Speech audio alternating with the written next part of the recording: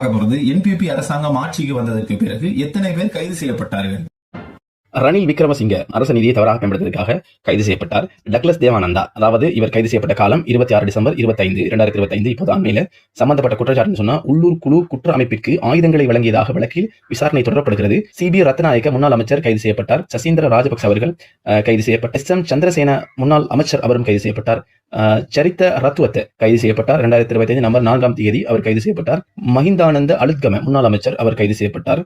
Ramanathan Archuna member of parliament இவர் வந்து எதுக்கு கைது செய்யப்படுகிறார்? 2025 டிசம்பர் 23 வரை கைது செய்யப்படுறார். சம்பந்தப்பட்ட காரணம் வழக்கு போலீஸ் ஆபீசருக்கு அவருடைய டியூட்டிக்கு இடைஞ்சல் செய்ததற்காக வேண்டி மதிப்பளிக்கவில்லை, இடைஞ்சல் செய்ததற்காக வேண்டி அவர் கைது செய்யப்பட்டார். ரயில்வே ஸ்டேஷன் இன்சிடென்ட் ரத்ன தேரர் அவர் வந்து ஆகஸ்ட் 2025 18 கைது செய்யப்பட்டார். அதே மாதிரி ஜோன்சன் பெர்னாண்டோ கைது செய்யப்பட்டார்.